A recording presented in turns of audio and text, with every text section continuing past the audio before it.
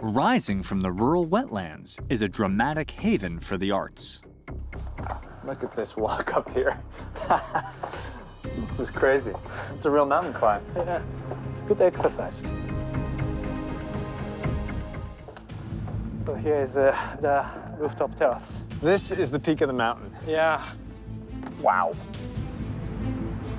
Also, this space is open to the sky, also open to the city center. So this become kind of the stage for the city.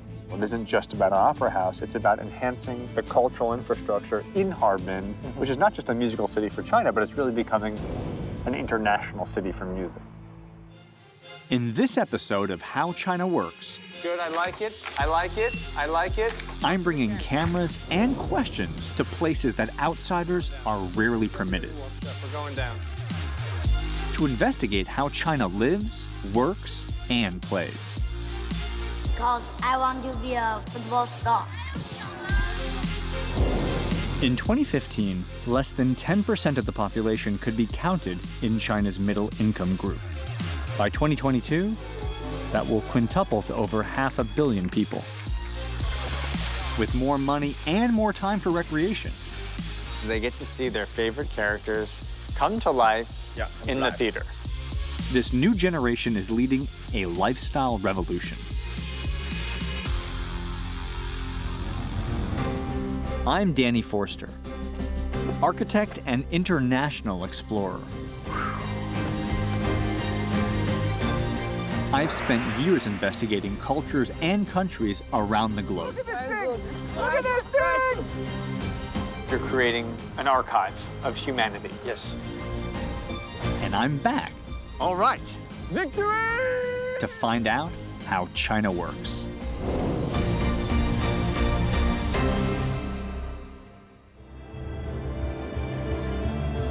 The city of Harbin has a new cultural space, as dramatic as the operas on its stage. Wow. So this is really this is the heart of the experience. This is being inside of an organic 100-year-old, 1,000-year-old tree. Yeah. When you think of great international cities, you can't not think about the cultural buildings and really the opera houses. Lincoln Center in New York, the Sydney Opera House, Beijing Opera House. These buildings define cities by becoming hubs of culture. You've created one in Harbin. This building is a bold new symbol of the city's cultural legacy. Over a century ago, Harbin was an outpost on the Trans-Manchuria line. Russians immigrated here in large numbers to work on the railway. The Jews among them did not work on the railway. However, they did become part of the community, and they helped build a culture that endures today in the city's reverence for music. Today, the city of Harbin is experiencing a cultural renaissance. Resources are being poured into all sorts of new venues for performers and spectators.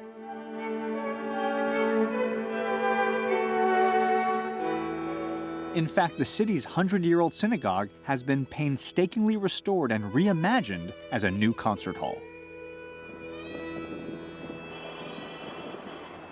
For me, a synagogue, to be a concert hall, is quite natural, because every Saturday, the cantor will stand on the stage over there and will sing.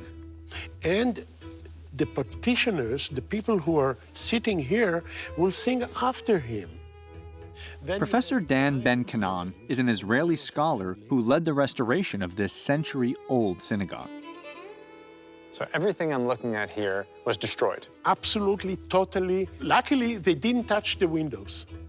And I had 4 photographs of the interior of the synagogue, but you could not make up the details. So I wrote letters, sent about several hundred letters to people around the world and asked them to look at their private photo albums.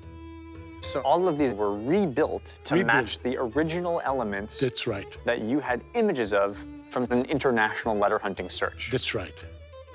When I was suggesting that this will become the center, music center of Harbin, I was very happy when it was accepted. The Chinese have embraced the cultural legacy of its Russian Jewish neighbors, turning the city into a hub for music.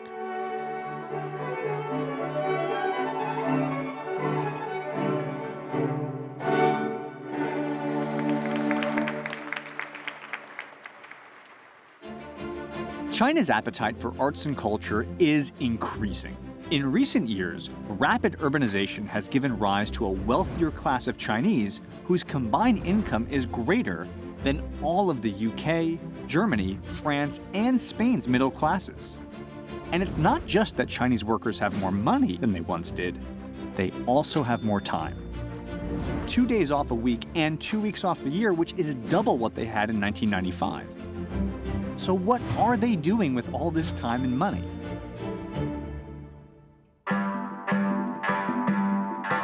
Some are sending their children to music schools, which are growing in number. This is the Harbin Conservatory of Music, one of China's newest fine art academies.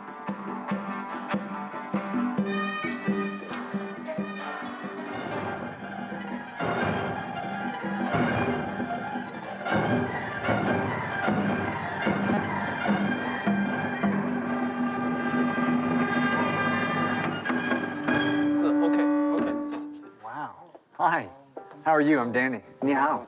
Ni hao, nice to meet you. I'd love to be involved, but I feel like, I'm not a very musical person. So what's the simplest place to start? Where do you begin? Simple, 最简单的那个大低音锣。 The gong. Simple, pianissimo. Middle. Forte, fortissimo crescendo, forte.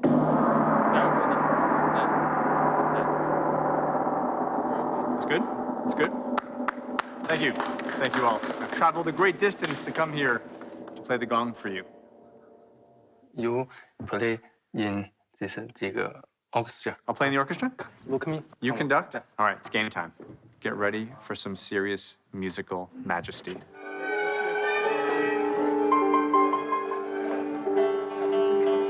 188，1、2、3、4。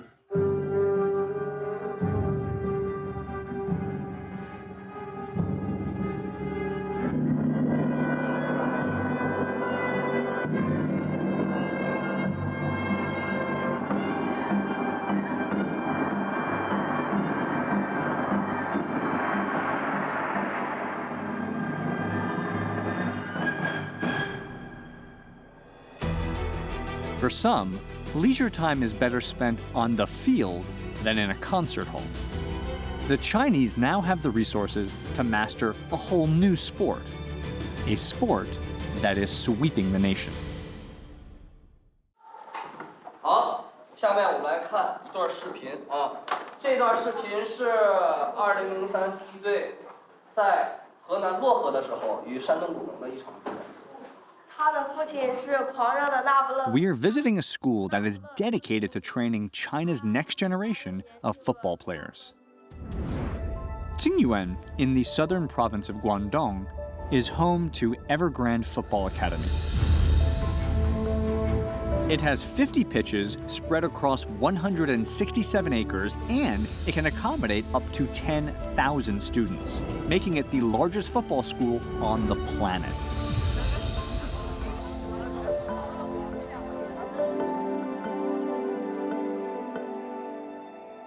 Okay, jefe. Okay. Gracias. All right.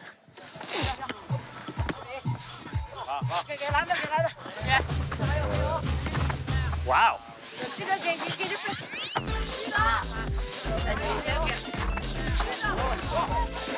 Uh-oh.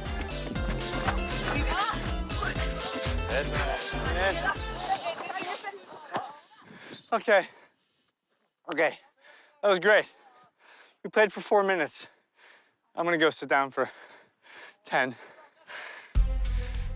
2,000 years ago, the Chinese played an ancient kickball game and even set up professional clubs. Now, in modern times, football has not been as popular in China as, say, table tennis. However, recently, it is roaring back.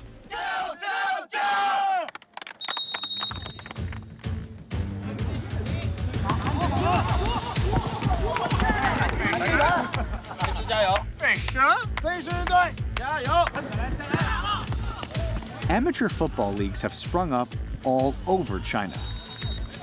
Last year alone, 400,000 Chinese were playing on amateur teams. Now, this love for the sport is bringing the nation together on the field, but also off the field as well.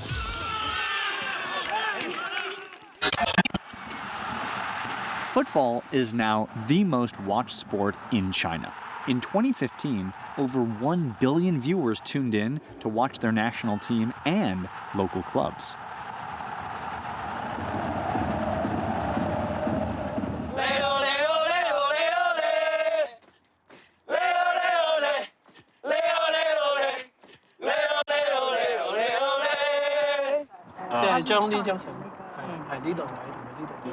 Football is getting bigger and bigger in China, that much is clear.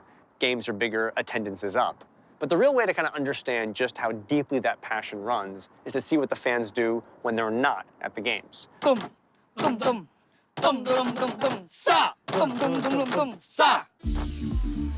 This looks like a really nice professional publication. 我们召集了全国的喜爱广州恒大的一些球迷来做一个公告式的一个集合吧，把它整理出来，然后做出这一份特刊。No professionals, all fans. All fans. That's crazy. Why do you put so much time into making this thing? Do you guys love this guy? I mean, do you love this guy? Yes. Yes, You yes, love yes, this really. guy. Yes, I love this guy, this guy, this guy. Are you serious? Yes. China has traditionally excelled at individual sports like table tennis. However, football depends on teamwork. So in addition to skills and drills and strategy, a football school in China must teach team spirit. At Evergrande Football Academy, the students live together on campus, learn together about the world's best teams and players and the famous games they've played, and eat together, adhering to a strict diet approved by nutritionists, just as if they were world-class athletes. I'll have some fish. 鸡肉，鸡肉。鸡肉。 What do we have here? Beef and 那个 tomato。 Beef and tomato. It's a lot of protein. 营养上绝对的没有问题的啊。 I know, I'm a growing boy. 这个营养搭配是非常好的，但是不能挑食。 There is an obscene amount of protein on this plate. Beef and lamb and chicken and fish, carbohydrates. This is not dinner, mind you, this is lunch. How's the food? It's good? Yeah. It's a lot of food. That's a good lunch. So why did you come to this school? What made you like football so much? Because I want to be a football star. You want to be a football star? Yes. What about you? 足球会让我们感到成就感，然后会给我们很多欢乐。 Nice. I like it. I like it. I can't tell if you like sports more or noodles. After the students refuel, they spend the rest of the school day training together. Sigue. Azules, por favor, en este lado. Azules ahí. Verdes para allá. Nos ponemos la mitad del grupo en un lado, la mitad en el otro. 蓝队这边底线，绿队这边底线，球门两侧平分啊。 Okay, so what you just saw is kind of amazing. Two coaches from Spain. Doesn't speak any English or Chinese. You got one translator who's Chinese, who speaks Chinese, English, or Spanish. All the students, the players, speak no Spanish. How this works, I don't know. I know it sounds crazy, but it makes sense. If you want to build the best football school, you have to hire the best coaches. And the best coaches naturally come from the world's best club, Spain's Real Madrid. Like, for example, head coach Sanchez. El fútbol es un deporte colectivo, que todos tienen que correr, que no hay que llegar muy rápido. O sea, nosotros lo que hemos intentado inculcar aquí, lo que yo mejor creo que hemos conseguido transmitirles es eso. Because it's very interesting what you're doing as part of this project, because you're changing culture. right? You're bringing something that does not exist in China and you're inserting it into a new culture, which is really changing the minds of kids. Sí, teníamos que convencer a entrenadores chinos que les habían enseñado de una manera, intentar abrirle la mente y luego abrirle la mente a los niños y que la aceptaran. Entonces, pero es muy gratificante porque lo estamos consiguiendo. China is planning to roll out 20,000 more football schools like this across the country, with a goal of nurturing around 30 million skilled players by 2020. The government is pouring resources into this sport and the people are responding with enthusiasm. But with the new power of consumer culture, not every leisure activity needs government support in order to thrive.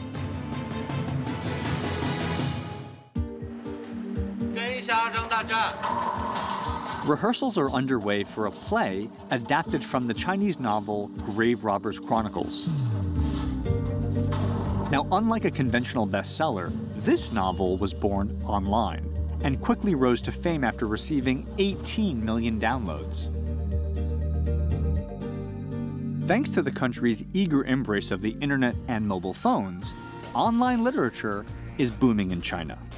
Literary works written for and circulated on the internet.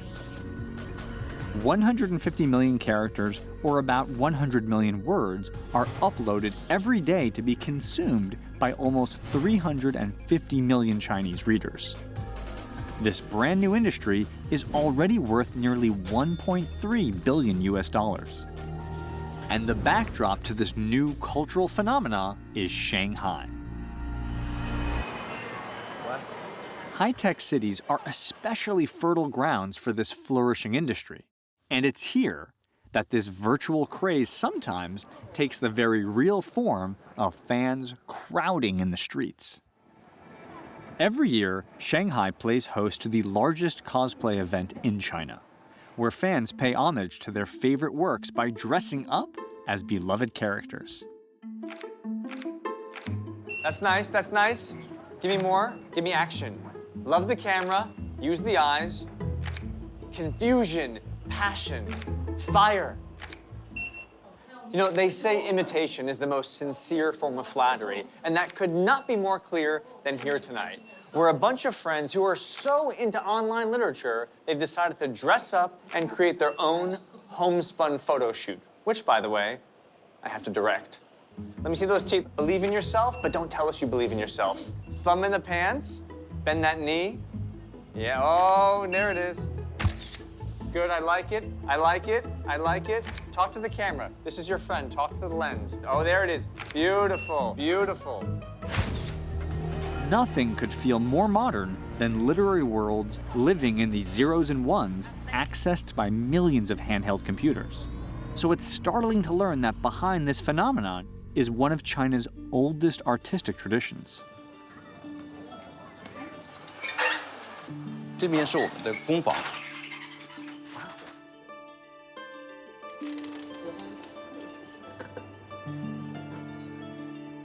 现在是我们的刻板师傅。 He started with a solid wood block that he's slowly working away. What's left over are the individual Chinese characters.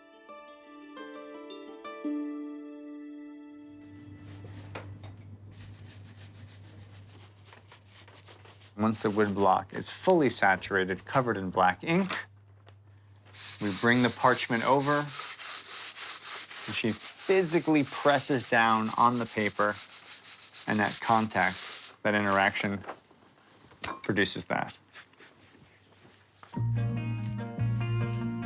Woodblock printing has not changed much since it first originated in China almost 2,000 years ago.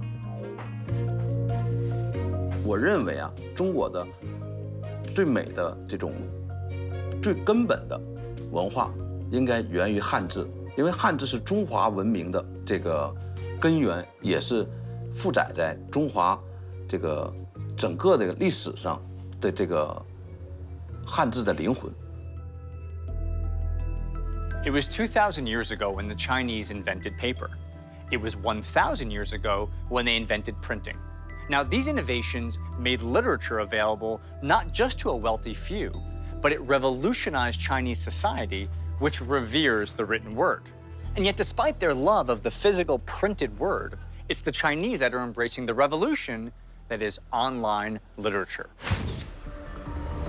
China's approach to intellectual property rights tends to be quite liberal, allowing for a lively industry built on spin-offs, adaptation, animation, and even theatrical performances.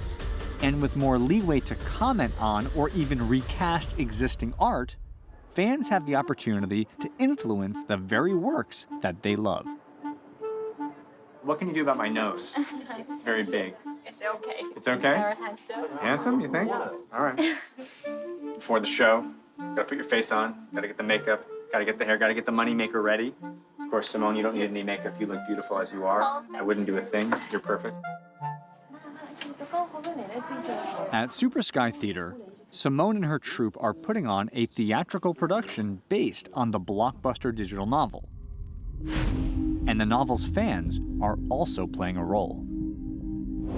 How do you access the imagination of the fans' image of their characters? So we read all the comic, all the picture the fans draw. Okay, the role is young. The role is white. Wow, the role is cold. So we can make the casting according to the picture. So you read the novel, you want to pick the actor to play the character, but you don't go to your judgment, you actually go to the fan comics that the fans drew to understand their imagination and then to cast the actor to match their vision. Yeah. They get to see their favorite characters come to life in the theater. Yeah. Very unique. Yeah, very unique. The fan fiction has inspired the real-life casting. These readers are connecting with their favorite novels in an entirely new way. The last time I was in a play was in 1987. It was in 6th grade, and it was The Sound of Music, and I killed. I know it's a big play, big production, sold-out show, but is there a role for me? Hey, a guy in black? A guy in black dress. They need you to look like you're on fire. On fire? You're being burned. Like I'm actually being burned. Do I survive the burning? You die. I'm ready. Let's go. Let's go. Lead the way. It's the theater, man. Now keep in mind, this is a super complicated multimedia show with screens and lights and moving pieces. So before I burn to death on stage, I've got to rehearse, learn my moves. This is your position. This is the mark? Yeah. Okay, I'll stand here. Here, in front of the fire. Yes. 我们走睡面。 My colleague dies. Oh my God, I'm very nervous, very scared. I follow this thing, and then I go on fire. No, not yet. Up, and then. After they talk, the light should die. And we go outside. Follow me. And then after that scene, we have that romantic scene together. Yeah, I hope. You hope? We have it. Yeah. While we prepare to mount the live-action version of an online novel, across town, a one-of-a-kind restaurant is preparing a different kind of show with food as the star. So I've come to an undisclosed location somewhere in Shanghai to meet one of the most innovative chefs on the planet.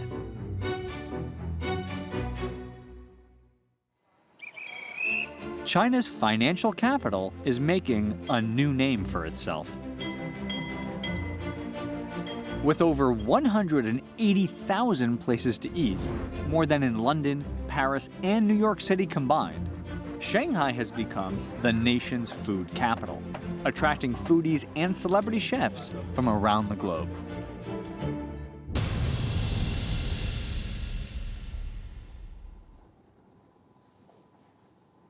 Danny, bonjour.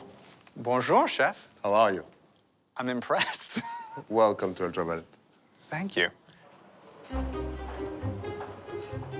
Ultraviolet is one of the most exclusive restaurants in the world, under the direction of the celebrated French chef Paul Perret. Here, the kitchen is an art studio. The plates are like blank canvases. The ingredients, Chef Perret's paint box. That makes it like a little paint. It won't be a disaster if you put it differently. First, take the spoon plain hand, and then we get this one. Let your hand loose. OK. On peut la remouler un petit peu. OK. And now we let it fall a little bit. OK, and we're gonna cut a little bit at the end, right? You have the feeling, right? All right, Chef. Come on, buddy. Oh, Chef, we're in trouble. Chef, we're going down. That's OK, that's not bad. You have the tape. Each of the 22 fantastical bites on the menu is accompanied by a specific choreographed routine, some slightly more complex than others.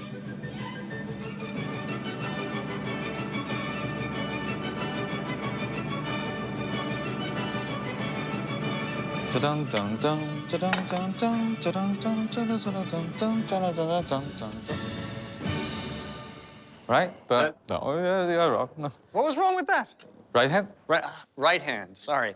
Line it up. Okay. Yeah, I would say la, and everybody say bouillabaisse. And then we very softly tell the guest, 1 bite, please.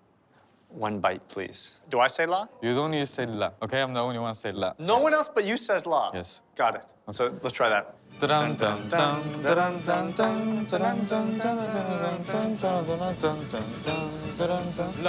bouillabaisse.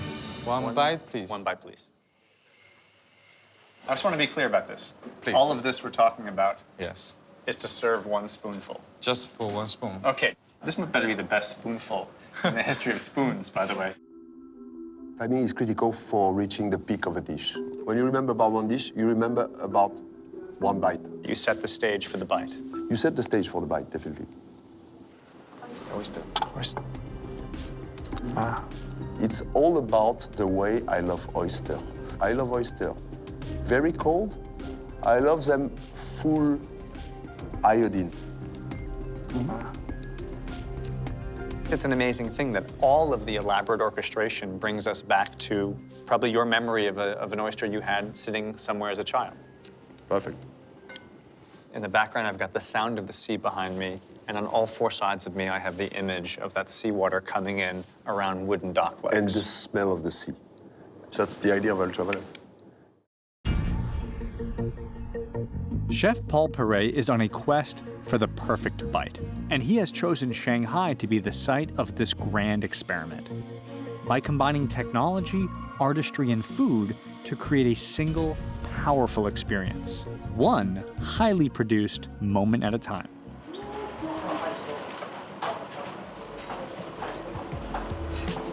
Behind the scenes is the tech room. Rolling menu. Head chef Greg Robinson shows me how the operation is orchestrated. This sets the tempo for the kitchen, and the kitchen sets the tempo for the evening.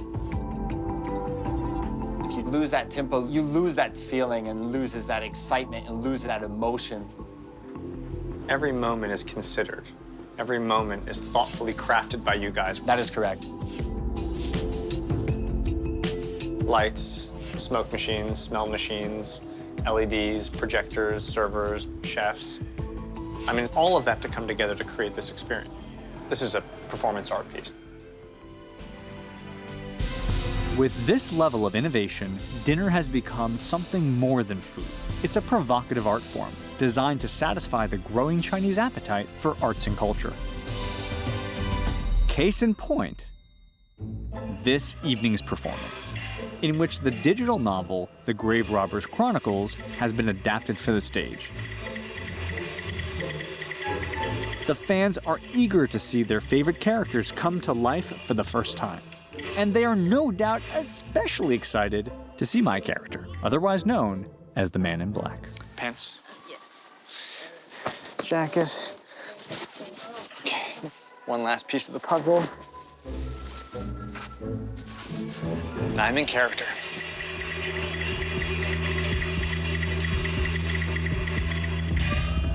it's our turn to Are you ready? act. Yeah. Let's go. Here we go. Showtime. Showtime. After just one 5-minute rehearsal, I definitely feel ready for my big scene.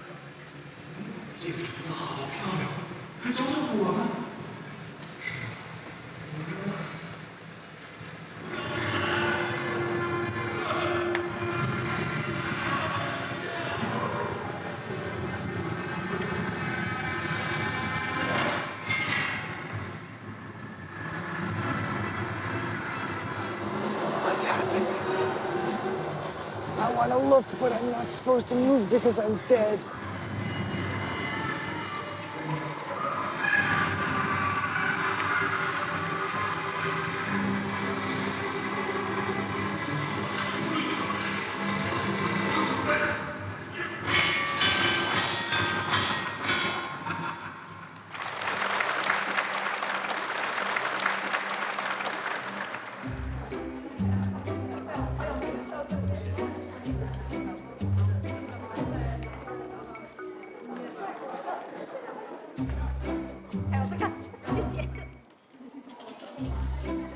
No, it's cool. No, it's no big. Hey! Hey! Just have a great night. Take care. Hey! This is how popular online literature has become. You write a novel, you put it online. You send it out to the masses, it doesn't stop there. These things get read, they get followed, they get popular. They become plays. The actors in the plays become famous people who sign autographs. Even if you have a cameo for 5 seconds in a play, you get to sign an autograph. Here you go. Thanks for coming to the show. Shit. Oh, I'll sign them all night. Absolutely. They forgot to put me in this poster, but I'm sure the next one they'll have it taken care of. The real key to the astounding popularity of online literature is accessibility. Through the democratizing power of the internet, it's now easier for writers to be published. It's easier for readers to get the newest installment. And it's easier for fans to interact with and even influence the works that they love. Accessibility is also the idea behind an innovation that allows a new group of people to enjoy a very old sport.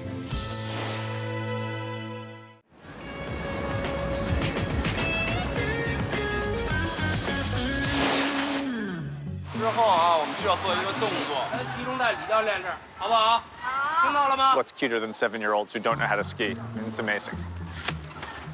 Yeah. My name is Danny. Hi, Dan. Nice to meet you. Is this your first time skiing? One time for here. One time here. So he's practically a pro. He's skied once before. Have you skied before? 2 days. All right. So we got some beginners here today. We've got some second-dayers, some third-dayers. Time to take off the training wheels and get to skiing. 好了，从那边开始上。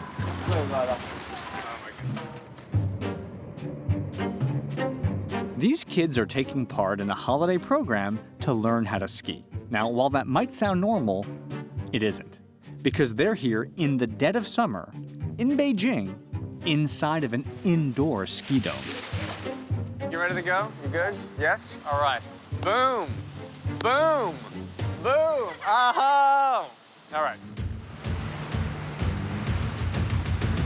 Currently, only 1% or 10 million of the Chinese people ski. But since winning the bid for the 2022 Olympics, China has launched a nationwide initiative to transform about 20% of the population, that's 300 million non-skiers, into downhill enthusiasts. Indoor facilities with man-made snow, that is just the beginning. The Chinese are using next-level technology to bring skiing to the masses. So, Sarah, what There we go. is this place? This place is the new interpretation of technology versus ski. It helps everybody who never skied before, and then to provide the audience what is ski, how cool ski can be. So it's like a little tease. Correct. And where is this magic piece of technology? Let's check it out over there. All right, over here. Yeah, sure. All right. Okay. Here we go.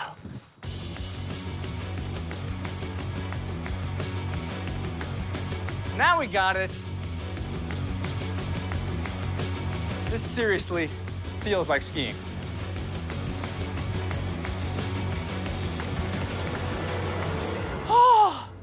I'm sweating because that feels exactly like skiing. Like everything I'm doing, every move I'm making, I'm seeing that happen on the screen and it feels legitimately real. This sensor actually track what you're doing over here, and it also react to what you see over here. So you've got the real mountain, you've got the real geometry, the real slope, the pitch, the feeling of the snow. You've got all this technology, but you're saying is that accurate, that this is a legitimate way for a skier to train? Yes, it's a serious technology. With some of the world's best real-world ski slopes available on its database, this piece of technology makes skiing affordable and accessible to the public year-round before they test their skills on actual outdoor slopes.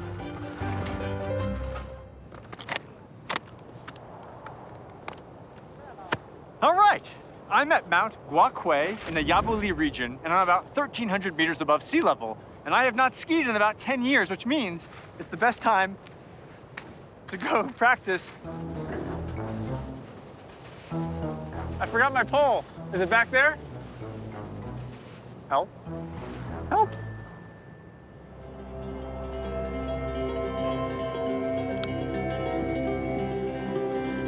The Winter Olympics may still be a few years away.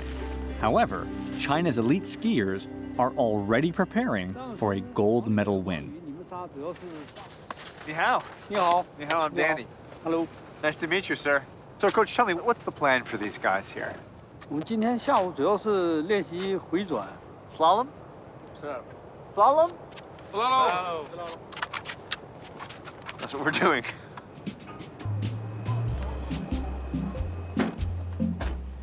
What's so fascinating about meeting the coach who's teaching these skiers is that China's going to have the Olympics in 2022, right? That's a huge opportunity. We've got China hosting the games. What's the plan? 这个因为时间还有4年半时间，一是就是有天分的运动员，主要选择有天分的运动员。第二个就是我们一定要有紧迫感，抓紧一切时间去提高运动员的从技术啊、心理呀、比赛的经验方面，就是说在这4年半我们都要完成。Gentlemen, you good? Let's go. Skis? Yeah. Climbing.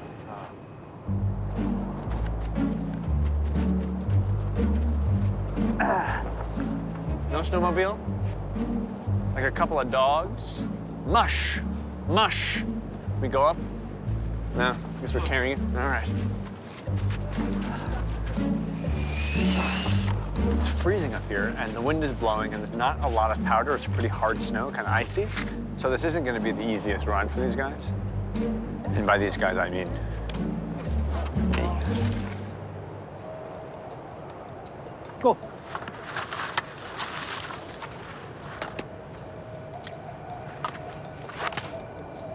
Go. Okay.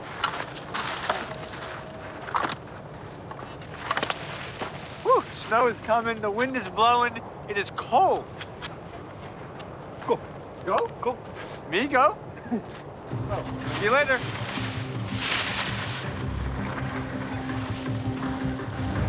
Victory! Getting an entire country to adopt a new sport may sound ambitious, but grand nationwide goals have never deterred the Chinese. It worked with their most triumphant sport, table tennis. But can that level of success be replicated?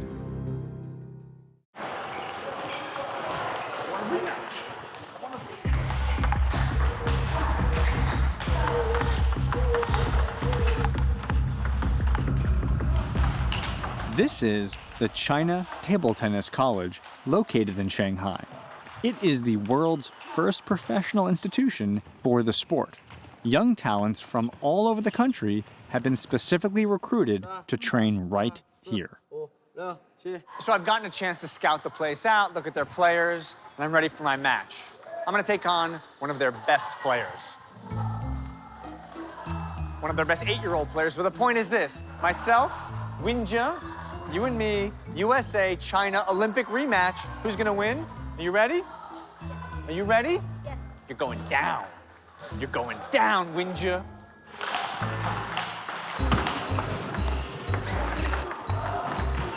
Boom! 1 point against an 8-year-old. I got 1 point against an 8-year-old. I got 2 points against an 8-year-old. What you got? What you got? Okay. I'm officially talking smack to an 8-year-old. And I'm also trying as hard as I possibly can. Uh-oh.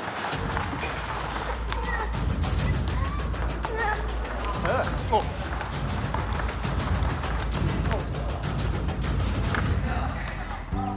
Gold medal in ping pong. Exhibition match between a 39-year-old and an 8-year-old is Winjia! Victory! You did it, buddy. Give me some. Boom, up top. Boom, downtown. Yeah. Oh, too smooth.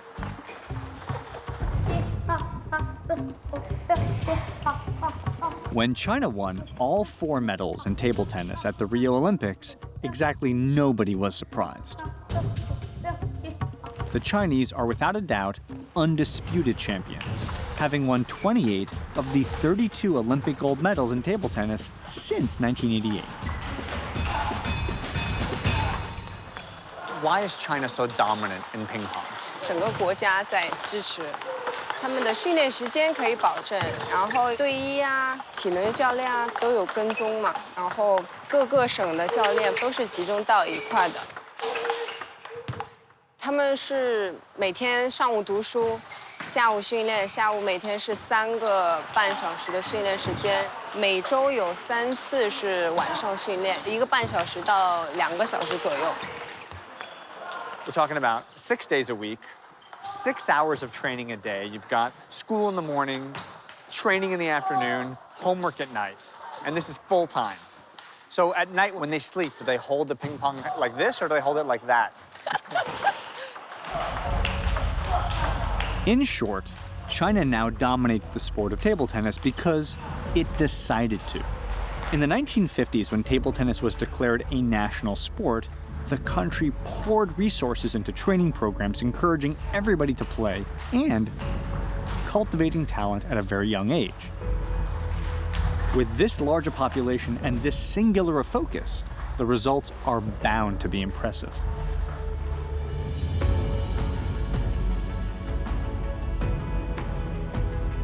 The Chinese no longer have to be concerned with having enough food and clothing.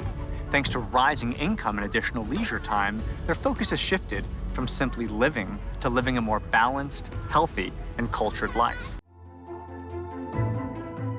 This does not look like any part of China that I've ever been to. This is really wild. You know, there's a beautiful lake here in the center, pyramids, this like totally incredibly wacko, interesting office building to my right. This is bonkers. This is incredible. Yeah, I love the word that you use, like bonkers, weird, bizarre. But I think it's actually very flattering when you use this. Oh, I do. I mean it. I totally love it. This isolated creative compound in Fuzhou belongs to NetDragon, one of China's pioneering animation and online gaming companies. They're using their talent for creating addictive games to revolutionize education. We really do want to disrupt the world of learning, but in a very constructive way. Right. In China, in K-12 alone, there's 200 million students. In India, it's 220 million students. You cannot build enough school to educate them. The only way to do it is through technology. So it's really taking these digital communities that you guys have already established for many, many years very successfully and sort of reformatting them with a different vision. We don't believe that learning can be all accomplished online alone. So that's why the whole graphic technology that we have, which is to bring a speaker from one location to multiple locations and interact with the audience real time. We work with people like Stephen Hawking. We beam him from Cambridge into 4 different cities in China. this technology basically allow him to travel around the world. Live beaming can give students across China, even in the most remote one-room schoolhouses, exponentially greater intellectual opportunities. So this is where it happens. What am I looking at here? This is our hollow stage. Do we have any potential test subjects to test out this technology? Funny you ask. Okay, come on out, kids. Wendy. Come here, and that's Sally. This is our test group. This is our test group here. Today, I'm gonna demo a technology where I'm gonna fly somewhere else, and I'm gonna come here into your minds through the magic of holographic technology, and it's all through the internet. Are you ready? I'm going back to America. Bye.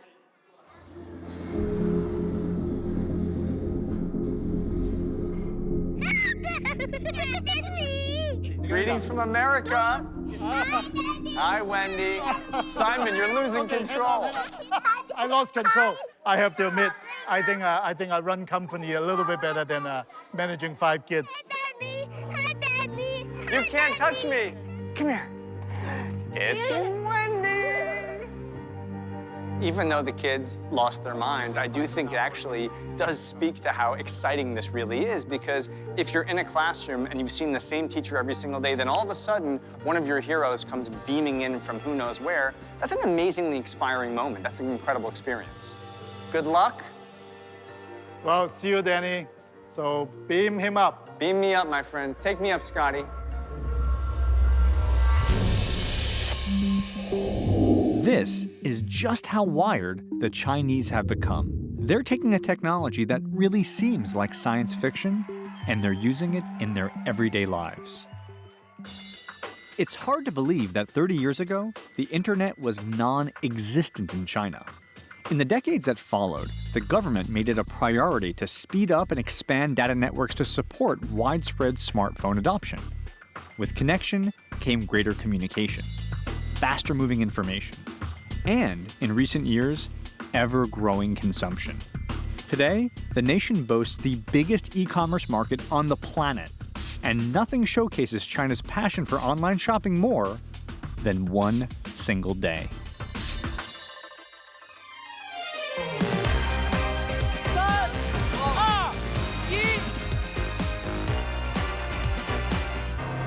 In 2009, the online marketplace Alibaba selected November 11th to become something called Singles Day. Singles Day represents not just the biggest day of shopping in China, but get this, the single largest 24-hour shopping experience anywhere on planet Earth. Last year alone, in a given 1 minute of shopping, there were over 120,000 purchases made. But think about that logistically for a minute. How do you get hundreds of millions of individual parcels to these buyers who are located literally anywhere all over mainland China? Best Incorporated is a key component of Singles Day success.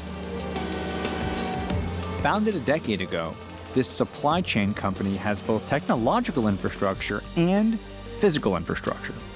So its logistics services span both online and offline retail. With over 9,000 employees, 678 operation centers, and a whopping 4.2 million square meters of order fulfillment sites throughout China and abroad, BEST has a vast network. But it knows that its supply chain is only as strong as its weakest link. I'm meeting with the special task force at BEST's technological epicenter. These guys getting ready for what will be the single largest day of shopping in the history of planet Earth. And all of that commerce is ultimately supported on the back of the technology that these guys are creating. The R&D team has been performing a series of stress tests months in advance, simulating the same shopping intensity as Singles Day with 13 million orders per hour. So let me know what's going on right now. Okay, you can see here we get some peaks, yeah? And then we can see how the load of each node of the system works.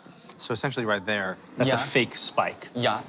You've essentially just thrown a bunch of parcels at the system all at once. Yeah. The performance of system is decided by the weakest node. Right. Okay. Once there is a problem at the end node, and the problem will spread to our central hub. Right. So it's interesting. So you have to actually push out your problems to all of your nodes geographically throughout China. Yeah. Because if they fail, that failure then comes back here. Yeah. Interesting. When our package doubles, we will get exponentially load. So the level of complexity when you go up by twofold can be as much as fourfold or more. Yeah, exactly. As these guys get ready for the big day on their screens, their colleagues are getting ready on the ground at warehouses around the country. Every year, after single day, we prepare for next year. So we prepare a year. Okay. In this massive warehouse with these hundreds of thousands of boxes, this is one of hundreds of warehouses you have spread across China. That's right. All our network, say covers the whole China, to the villages, towns. I mean, as long as you have villages. Everywhere. E-commerce is borderless. Borderless means anywhere to anywhere. So we not just want to help our consumer buying the products in China, but we want to help them to buy globally.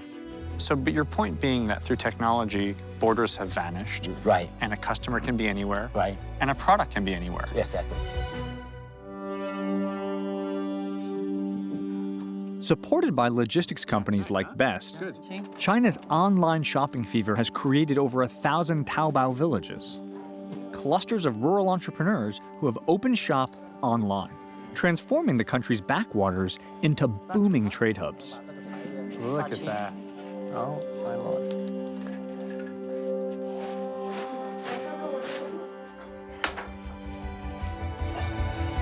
And bringing the products of far-flung manufacturers to Chinese consumers through the power of modern technology.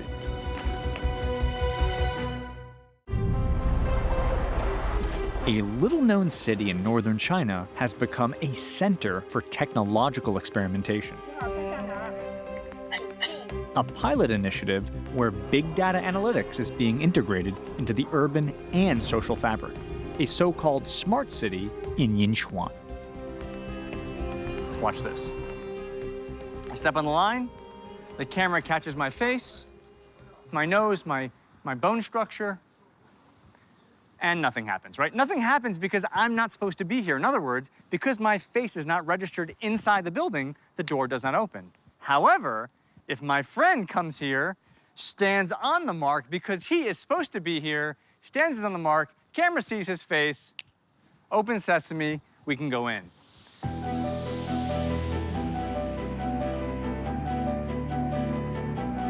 The facial recognition security system is just one small part of an all-encompassing new vision for this city. And I'm heading to the core of the entire operation to find out how it works. So this is the command center here, huh? Yeah. So here you can monitor the whole city. The whole city, everything. Dr. Wang Chuan oversees the gathering and analysis of an immense and constant flow of data. We can see from the screen all the systems and the sub-modulars of our smart city. So if I want to actually see what's happening on the streets in the city, how do you monitor that? Over 20,000 cameras. Are you kidding? Not kidding. You have 20,000 cameras? 20,000. Not only can the team monitor the traffic, but they can also monitor air quality, energy use, and emergency services. So we're monitoring the city, we're looking around, we see a problem, we can go in and immediately address it, and potentially actually find out what's happening in that part of the city. More than 200 cities have adopted smart technologies just like this, and with hundreds more ready to follow their example.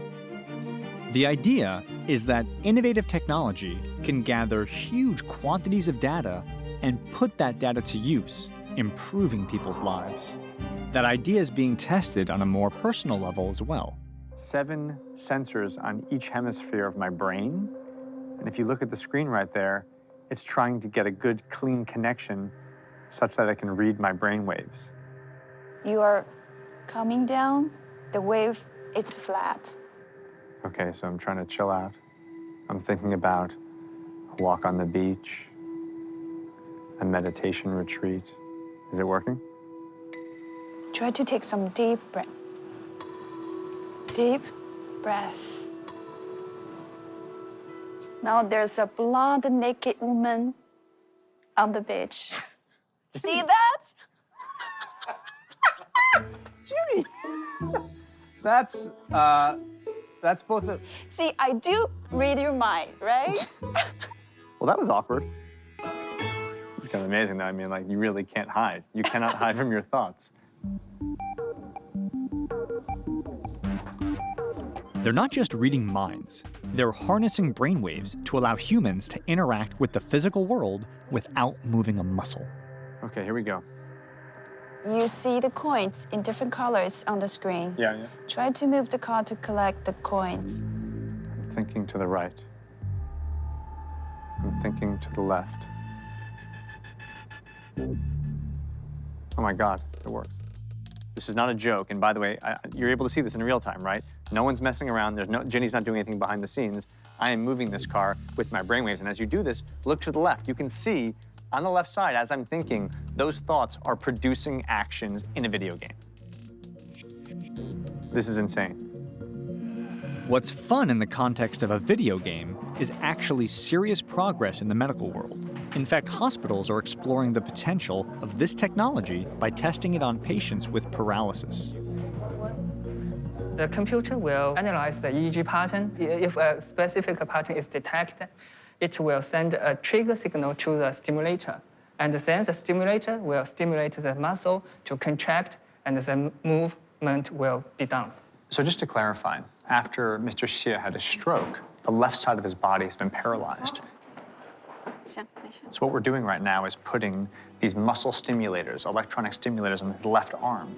So he's gonna think about moving his left arm, which at present does not function. So the thought pattern is gonna get mapped. And as that thought pattern gets mapped, they're gonna simultaneously stimulate the muscle he's trying to move, in a sense, to remind his brain what he wants to do and how to make that connection. Mr. Xie, are you ready?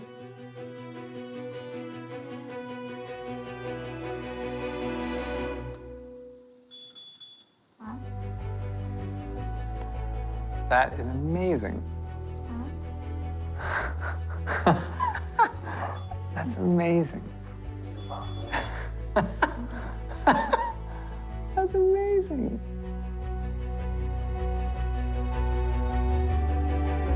He lost his confidence before doing this, and now he has confidence he can do much better in the future. It's amazing. It must be so exciting to see your hand moving for the first time.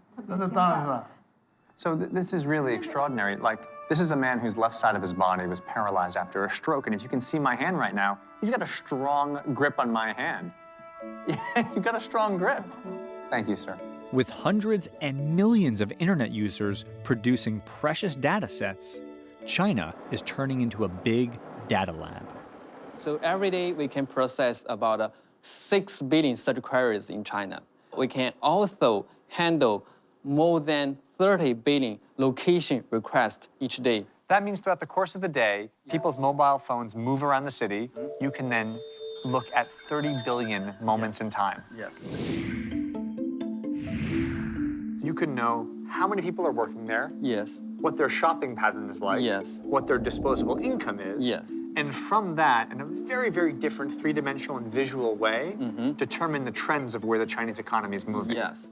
So by being able to aggregate this massive amount of information and perform your analysis, you can understand what's happening today, but really, it's about predicting tomorrow. Definitely, that's what we are doing. With the power of oversight, insight, and foresight, big data is rapidly emerging as a powerful tool for China to improve and transform its urban landscape, its economy, and society at large. Let's do it. Here it is. You ready?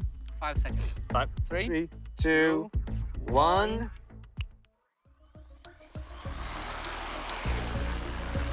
Oh my God, look at that. We can take off the second one, okay? On the same screen, same phone.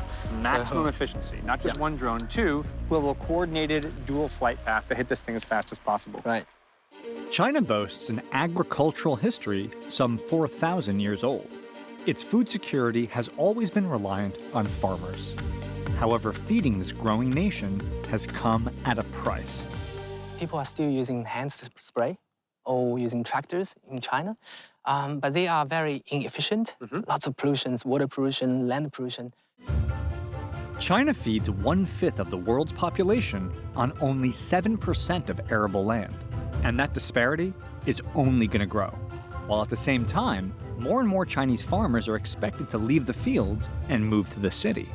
The country needs an efficient way to tend to their crops. So this drone goes up, and what does it do? It takes a photograph of this? Yes. So first we're gonna have to plan the flight routes, and this is the area I want to survey. So the aircraft just generated a flight path. Let me get this straight. You said, I want to photograph there. That's right. It said, hang on, Justin, I have some ideas. It proposed a more efficient flight path based upon the wind data and the speed. Drones means it's fully autonomous, making decisions for its own flights to help achieve the job. That's it. And to be clear, you're not driving anything. No. Okay, so the controller's here. You can actually see from here, the drone will take photos from the set height, and then the photos will have all the information about the field, the size, all the coordinates of the field boundary, and also the disease condition, irrigation condition, all that. We can zoom in to even one plant. To a plant? Yes. To an individual leaf of a plant? That's right. So what I'm looking at here is basically, that's the photo we just took with the drone. Yeah. So this map actually lets you understand what you need to attend to and who needs the most help. Right. It's breathtaking.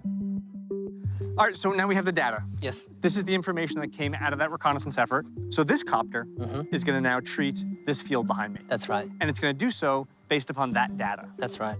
So we know specifically who needs help, who needs hydration, and who needs pesticides. In order to get better absorption for the plants, we have to make the droplets smaller than 100 molecules. What? You feel it right there. We're talking about a molecular level at which you guys are designing this thing. This is nuts. I'm losing my mind with the amount of brilliant innovation going on here. From the GPS mapping to the three-dimensional scanning, to the individual flight paths, down to the design of the nozzles so you can minimize the size of the droplets. Yes. You're really innovating at really every level of this process. Applying big data analytics to this ancient industry is improving efficiency and yield, yes, but it's also reducing pollution and waste. With the power of digital technology, these drones can care for crops on a plant-by-plant basis in a way that today's farmers could not simply do by hand. So one thing is absolutely clear. Drones are not toys. And these things are sweeping China with incredible ferocity. And the reason is, it's not just a little toy with a GoPro camera strapped to the bottom. We're talking about technology, face recognition, GPS, crash avoidance. You can program where airports are, buildings are. But really, what makes them so cool and so interesting is that they can do this.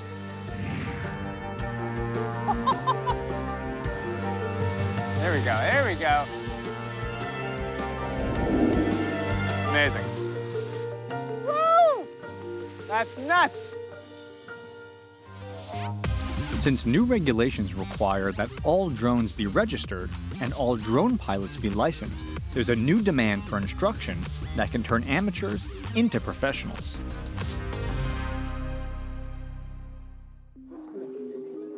So it may just look, like I'm playing video games right now, but I'm actually not. Myself and all my classmates are in professional drone school. Beijing's TT Aviation Technology is the largest drone school in China. 3、2、1，起飞！ Of the 8,000 licensed drone pilots in the country, 2,000 of them graduated from this school. These students are preparing for their final exam under the tutelage of instructor Mary Ma. So just so we understand the exercise, here's the test drone right here. Mary's gonna lift this drone in the air, hovering above this one single point.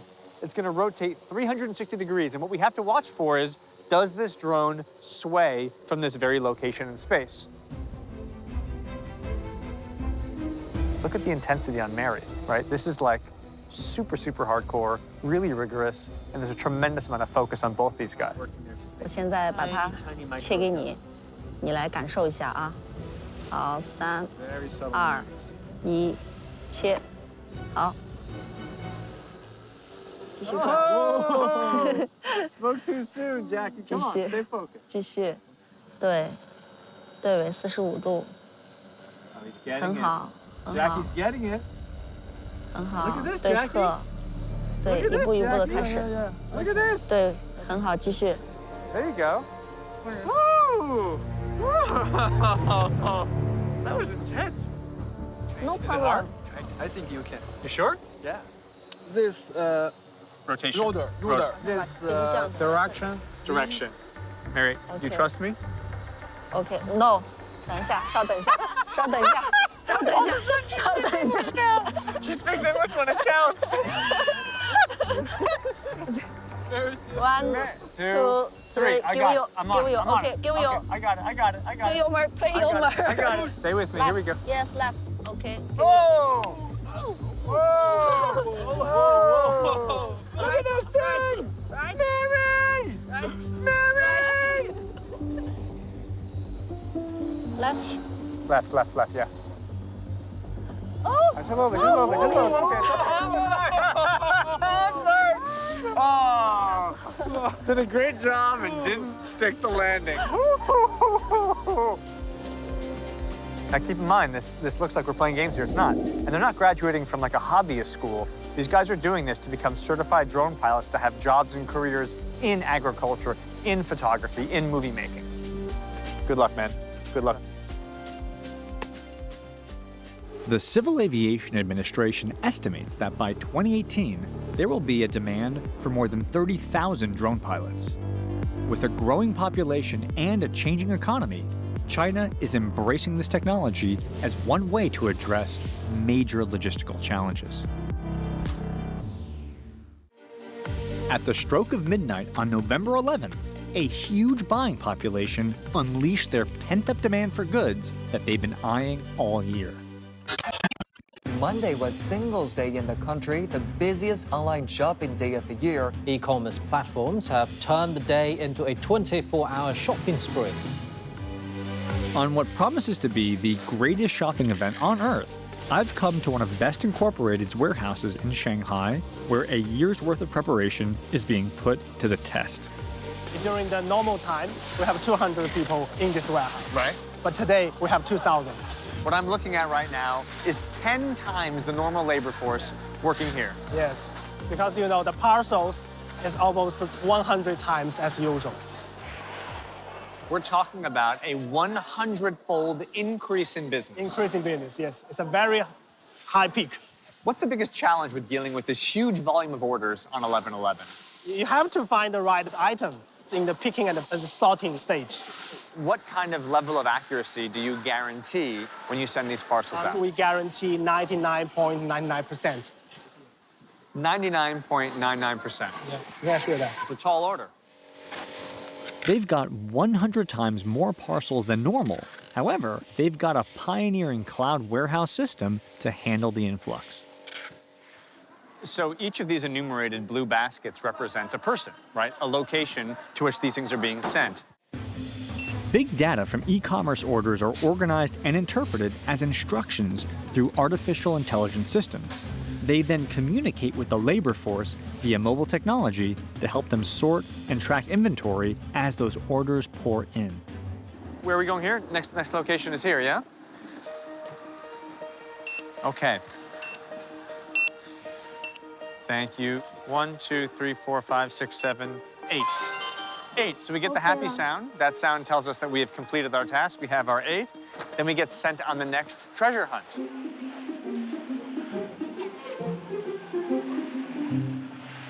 Okay, so we got 1 box of tea, Pure Glow body wash, marked and ready to go, onto the conveyor belt. Now keep in mind, as I put this on the conveyor belt, this is one of hundreds of thousands of ultimately millions of boxes that will get shipped and delivered during one single massive day of shopping.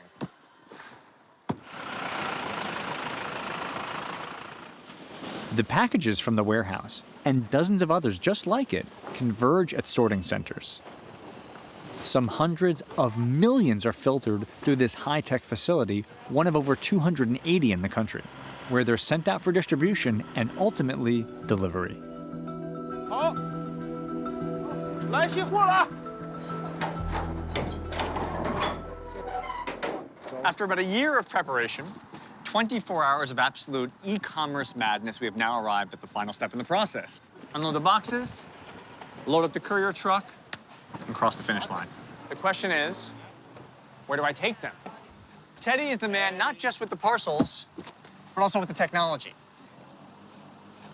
首先要拿出我们的神系手机，这是我们要出发的路径。 Oh, I see. So you've got all the parcels, 1, 2, and 3. The actual path looks like it's drawn by a drunk person, but the computer is actually telling us that is the most efficient pathway to take to get these packages delivered as quickly as possible.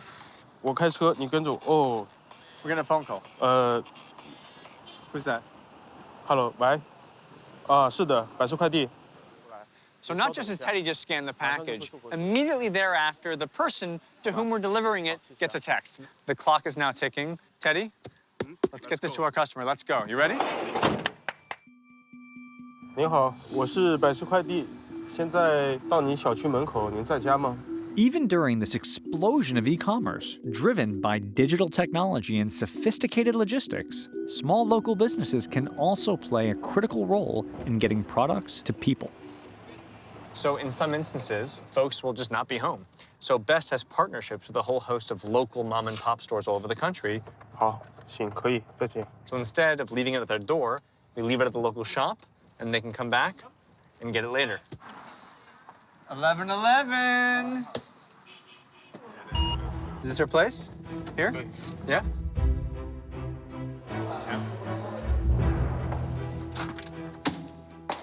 1111 delivery.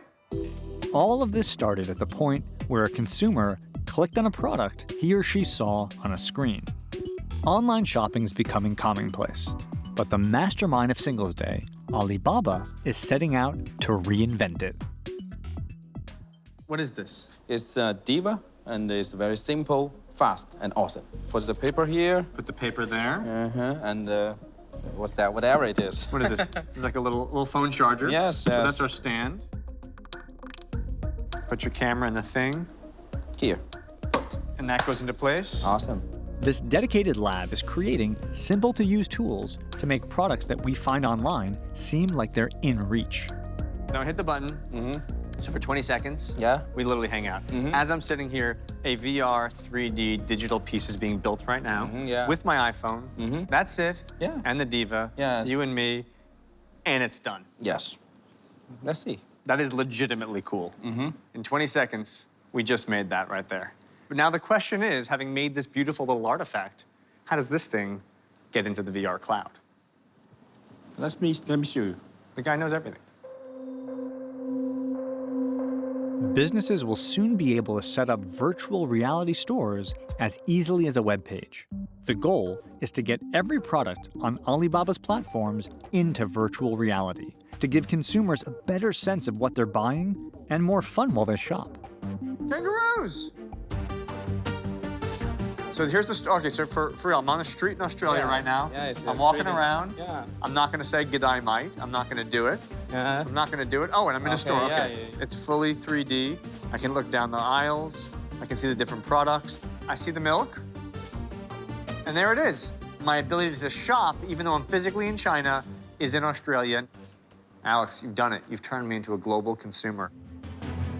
When this technology is adopted, Singles Day is going to grow even bigger, and the Chinese culture will move even further into a world where online and offline spaces become totally interconnected, and the virtual and the real are experienced as one single continuum. China is on a fast track to an alternate digital reality. One of Shanghai's most famous attractions, the Pearl Tower, is now home to a virtual reality roller coaster.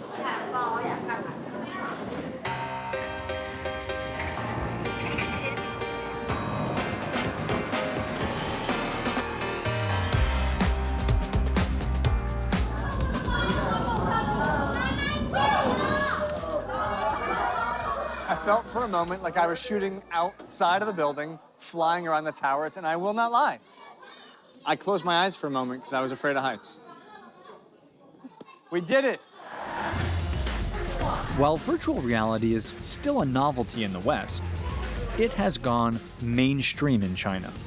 With 1.4 million users and over 100,000 arcades, VR has quickly become more accessible to everyone.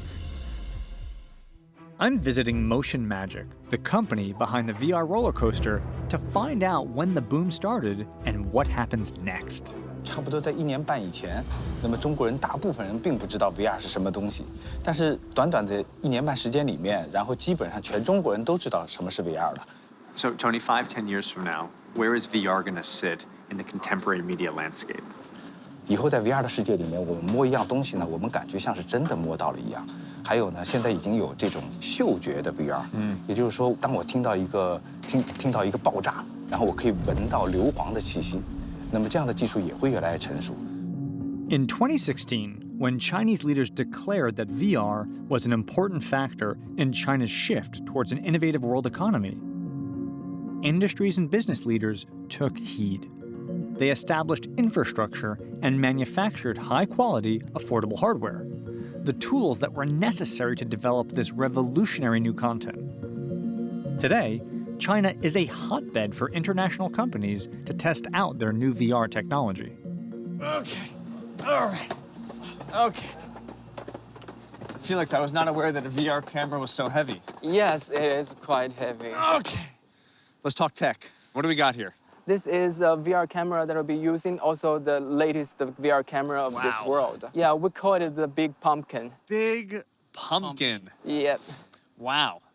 Let me be very clear about this. This thing weighs a ton. Yeah. This is like a kettlebell, right? You could be doing work with this thing right now. I mean, this is serious. How heavy is this? How many kilos? 35. 35 kilos. So tell me why it looks as ridiculous as it does. So it has 24 cameras that's been laid out in this way that give the audience a high resolution and also stereo image. Now, I want to point something out. You have myself and Felix talking very intensely about this camera.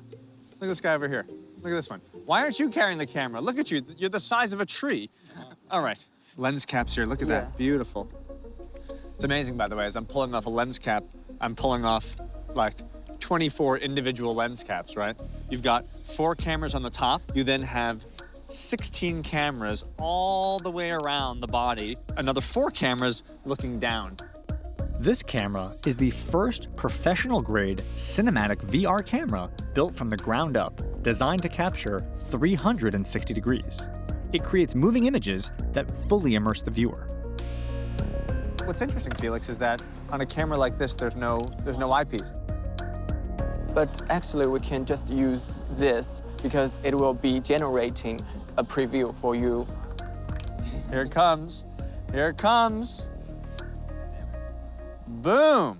So Felix, that's a really interesting point. You know, when I think about traditional cinematography, you set the lens up, you set the exposure, you set the aperture, you go. Yeah. We have the option of setting 24 individual cameras. So you can really craft the way this image gets produced. So we've got a good frame, good exposure, we like the view, we can see the street, we can see the office buildings, we can see the vegetation behind us. Yep. One problem. What? We're in the shot. Yep. That's hilarious. Look at us. So this is one of the problems with VR technology, of course, right? Is that when you set the camera, one of the things you don't want to see is us, right? So in VR technology, when you're shooting, where does the director go? Where does the crew go? Generally, we go hide. We hide. Yeah.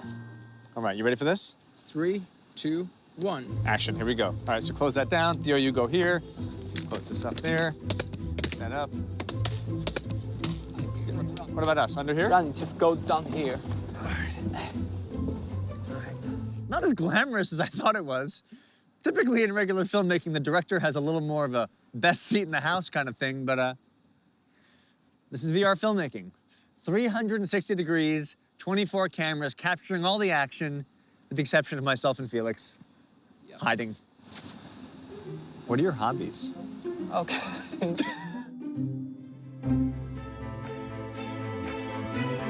Tourism, real estate, design, and of course commerce. These are just some of the fields that are using VR technology. expanding the power of the internet to connect people to the world far beyond their physical reality.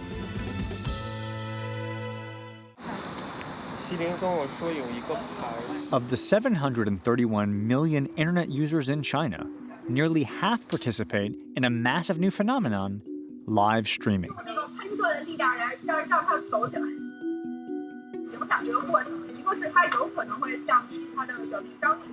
So today, you're going to host, I'm going to co-host, you're going to translate. Yeah. We're going to learn about science. And when does the live stream begin? When do we go live?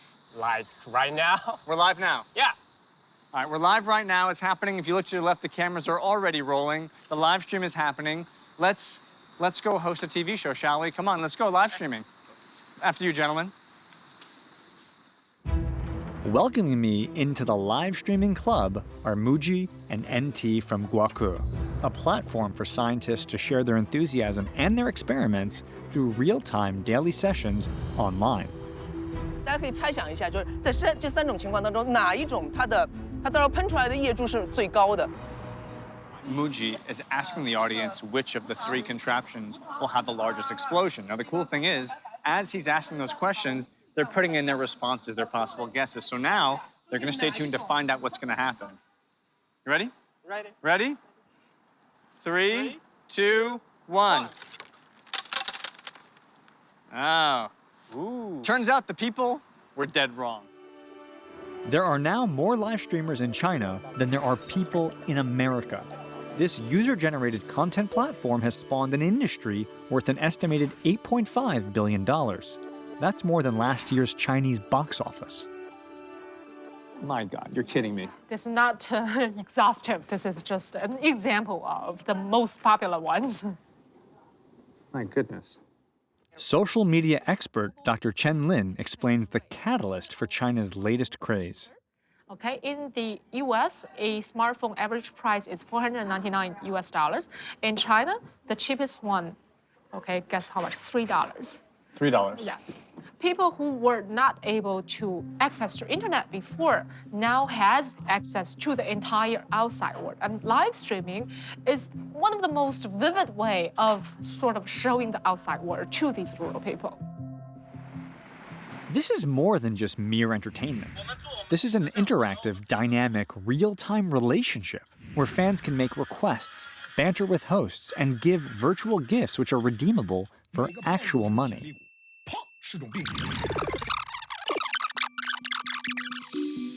The proliferation of shows and sites such as Guaku testify to the entrepreneurial drive of China's youth. While I know they love the explosions, what's their favorite, say, new addition to the show?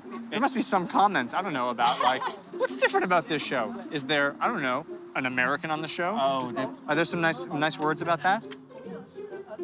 Let's see. Compliments, or maybe just talking about, like, so many if I'm people voting fit here, or and I look can't, good, nothing? can't scroll up.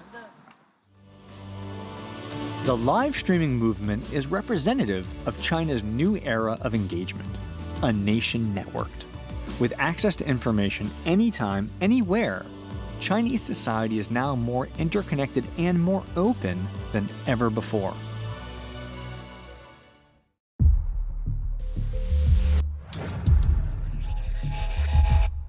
In the world of high-tech science, danger lies at the edge of discovery. Now we're going in. If at some point I turn green, get enormous, and rip my clothes off, that means that the radiation is in fact still going.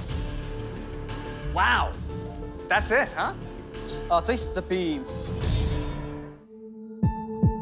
This is where cutting-edge architecture meets high-tech science. So really, I'm looking at like a cannon, right? It's like a gun. Yeah, like a gun. Like the actual beam is coming out of that steel wall? Yeah. From the steel pipes. Come right here. Come shooting right there. Yeah, shoot your samples. This building is designed as a spiral to fire electrons in a circle, producing a powerful light beam.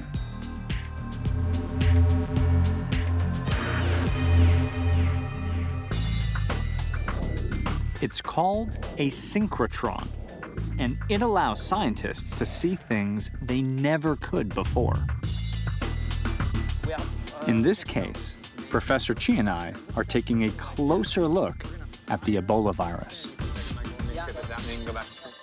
We've got the three components to do this experiment. We've got our beam, our light source. Yeah. We've got our crystal. Crystal. We've got our digital camera. Yeah. So now we need to actually look at the Ebola crystals. I do want to point out that it's sort of hilarious that we both have a radioactive space, liquid nitrogen, and now we've added Ebola to the soup. Got a lot of danger here. I think it's quite safe.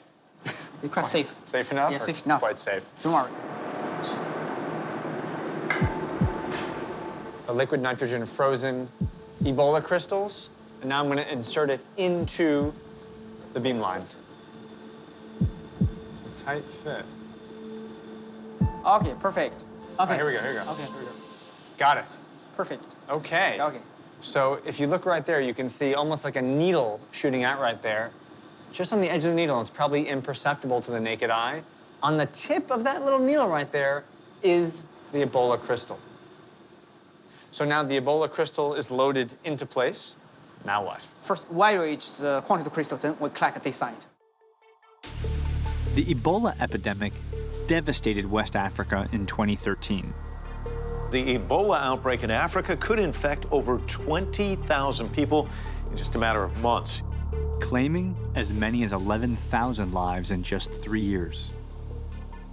So basically, by studying the atomic structure of Ebola, there's a chance you can find its weak point, its vulnerability. Yeah. And then those who create drugs and treatments can target that weak point that you discovered here. Definitely. So what will happen with your research? Who will be able to read it? Who will be able to study your research? We share the data. All the scientists all over the world will can share our data.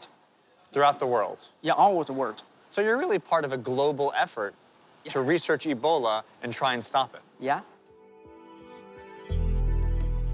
In the 15th century, China led the world in technology, with innovations like the first seismograph, magnetic compasses, and type printing.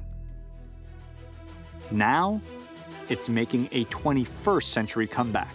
In 2015, China won its first Nobel Prize in physiology or medicine. This synchrotron facility gives Chinese scientists the tools they need to do groundbreaking research. We try to provide world-class research tools for the Chinese scientists. For them, they have the capability.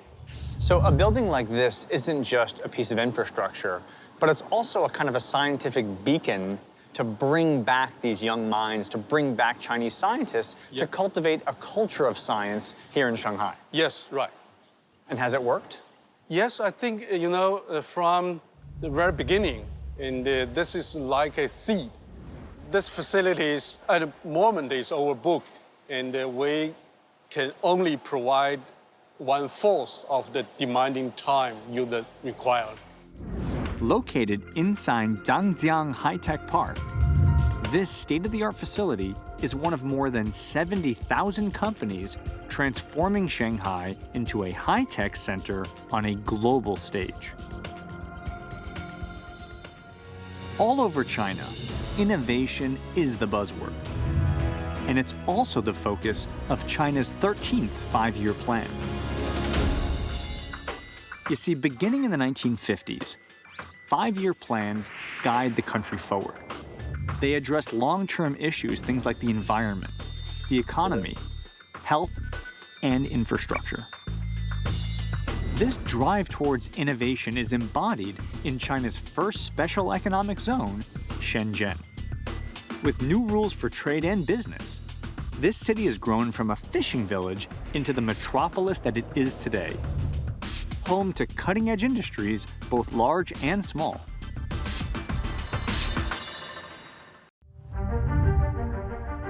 They call the city of Shenzhen the Silicon Valley of China.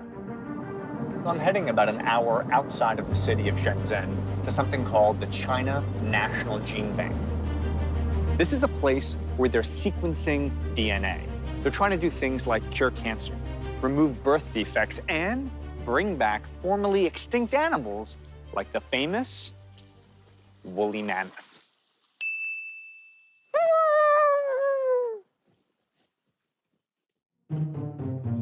Let's get the booties going.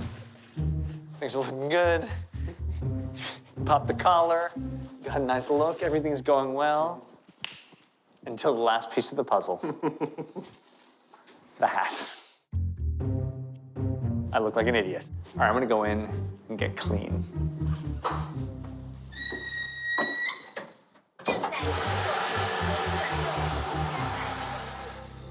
Over the years, China has poured billions into R&D, and this facility is a prime example.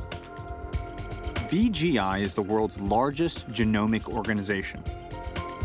In 2016, with the support of the government, it established China's first national gene bank. And each of these 150 machines can sequence a human genetic sample in less than 2 days. Those samples can then be stored, creating a vast biorepository of data. The goal of doing that is preserve those samples and try to digitalize them in the future. We can preserve it for millions of years. We will have the data. You can help fight diseases. You can change the way we live our lives. And if, God forbid, animals continue to become extinct, in the future, you can maybe bring them back using that source code. Yes. That's what you want to do. Yeah. Madness. You're like a scientist, a crazy scientist with a funny blue hat on. This is just the first step in BGI's revolutionary goal. When the first human genome was sequenced, it came with a hefty price tag of almost $3 billion. Now fast forward 10 years. Chinese scientists have fully sequenced the genome of the new E. coli spreading throughout Europe. They've since decoded the genomes of the giant panda and the silkworm. Now they want to make genetic testing commonplace in China. BGI's president, Wang Jian, is the visionary behind it all. Everything I see here, this enormous institute, all this data, all this genomic coding, all the people, the millions of people you've already sequenced, this is just the first step. Sure. We have 7 billions in the whole world, and we have 1.34 billions Chinese ones, right? So you want all of them coded? At least for the China. For the Chinese, we want it all decoded. You think it's a big problem? It's a big challenge? It's a big goal. For us, the big challenge is the financial support. We lower the cost, save people's life, provide the better service, make them happier and live longer. So really what this is about is creating the most financially available, incredibly high-tech technology that you believe can literally change and extend your life. Yes. If you want to see a doctor in China today, you can expect long waits. And if you live in a rural area, it's even more difficult to get medical care.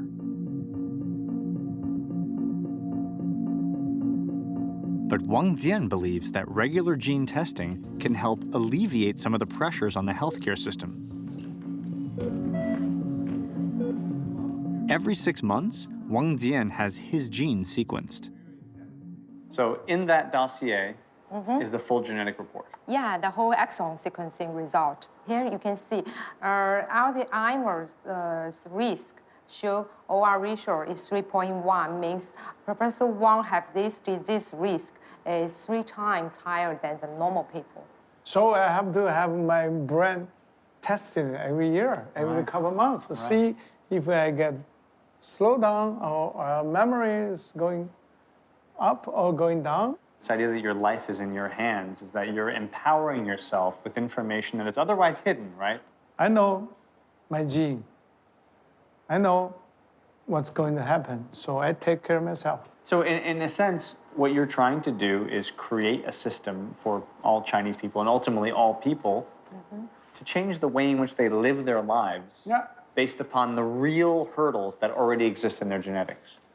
How about the 5 mL of blood for you to take it? We can do it now. We can do it in here. You know what? Okay, I'll do it. Okay. I'll do it. I should have kept my mouth shut. I was getting enthusiastic.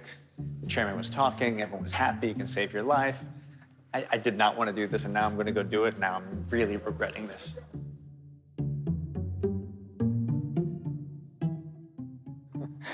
It's not like I don't dislike needles. I don't have like an issue. I mean, no one likes needles, obviously. I'm more afraid for what's going to come of the information than I am about the pain. All right, so now you're going to take all this blood and put it into a vial. BGI is using genetic testing to learn about hereditary traits in specific cases like mine, and also to learn more about hereditary conditions in general. In 2016, China ended the one-child policy, and within just 2 years, there were around 18 million children born. Now, collecting blood samples from infants can help scientists discover genetic abnormalities, such as hearing loss, early enough to impact treatment. This capacity to process the data of over 1.3 billion people would be impossible if not for China's dive into innovation. In the era of supercomputers, the country is home to not one but two of the world's fastest. Behind you is the 10H2, the high-performance computer systems. So all of these large, black, huge long rows, that's a supercomputer? Yes, there's tens of computer nodes. I've come to the National Supercomputer Center in Guangzhou to find out what it takes to process the information from a massive volume of DNA. This computer equals 1 million of laptops. Now, why is having that much computer power important? Because the DNA analysis, we analyze very complex genome data. It will take 3 to 4 days to analyze huge human genomes. But usually we need to process over 100 and thousands of genome in a short times. So more people, more DNA information, more sequencing, which means you need more horsepower. Yes. So the idea that BGI has really only just begun the process of analyzing the human genome means that what I'm looking at right here, this is really just the beginning. Yes, that's the first step. Cities, once known for manufacturing, trade, and finance, have now become hubs of innovation. And to expand their possibilities, they are growing beyond their city limits. The future of China lies in the megacity. This is an engineering marvel that spans 55 kilometers across the vast Pearl River Delta. Its physical impact as great as its economic importance. This is the Hong Kong-Zhuhai-Macau Bridge, and after nearly a decade of construction, it is nearly done. The one thing that keeps the Pearl River Delta from becoming a single, powerful megacity is the water. To get from one side to the other, it can take as much as 3.5 hours in a car. This gap hampers the integration between Hong Kong and Macau, which are critical elements to the local economy. So if they want to have total mobility, they're going to have an entirely new transportation infrastructure.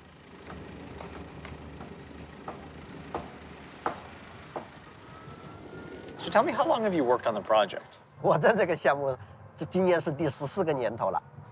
One of the most unique aspects of this bridge is that the majority of it is above the water. But then a very specific part of it actually goes down under the sea. And if I'm not mistaken, we're beginning to now go actually under the Pearl River. 对，现在我们就从桥上，通过人工岛进到海底隧道，前面就是海底隧道。整个港珠澳大桥全长是55公里长，是目前世界上在建的最长的桥隧组合工程，跨海工程。 Connecting financial powerhouse Hong Kong to Macau and mainland China, this bridge is a game changer for cities located along the Pearl River Delta. This vast region comprises 9 cities, including Guangzhou, Zhuhai, and Shenzhen. However, occupying just 1% of China's landmass, this region accounts for a whopping 10% of the country's economy. It's incredible to think about this because 10, 15 years ago, if we were here, there'd be nothing but the Pearl River and boats. Yeah. Not a car in sight. Yeah.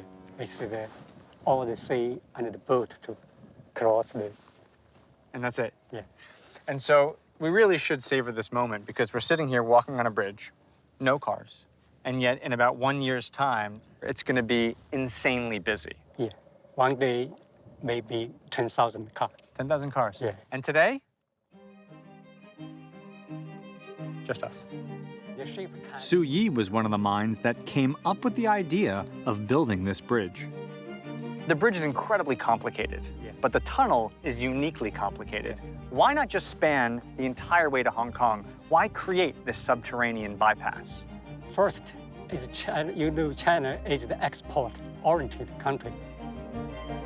To give their opportunity, the oil ship and the cargo ship, and so much, maybe 30 million tons to cross this. If we to build the bridge, it must be very long and very high.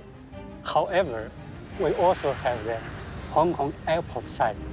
That's limited our height of the bridge. So we must make this tunnel. Right.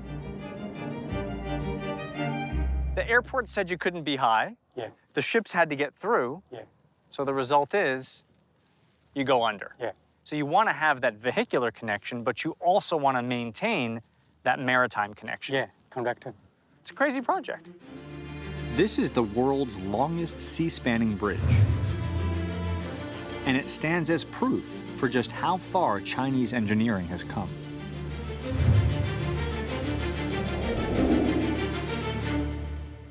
Mr. Su, have you been up? No. Never? Never. 13 years you worked on the bridge. You're one of the founders of the bridge. It's a pity.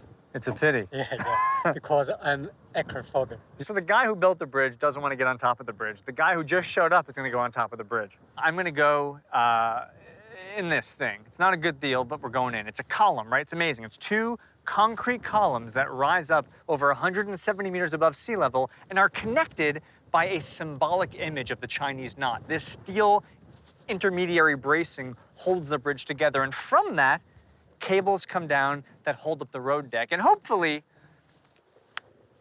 it'll hold up me too. Just thank you.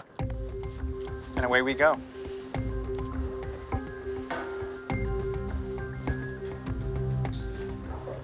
Well, there's good news and bad news. I'll give you the bad news first.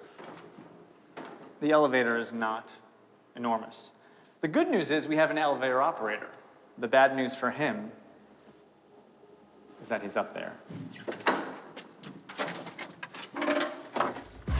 I don't want to say this feels like a coffin, but it feels like a coffin.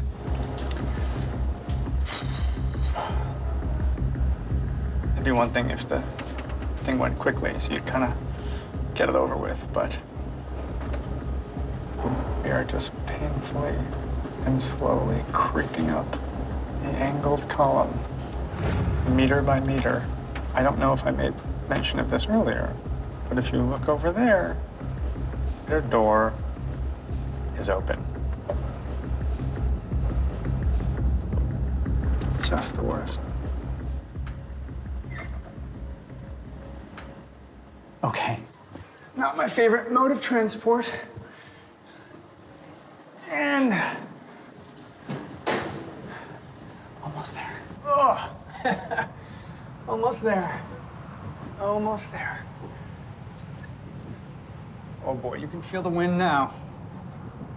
Okay, you can feel the wind now. All right, okay.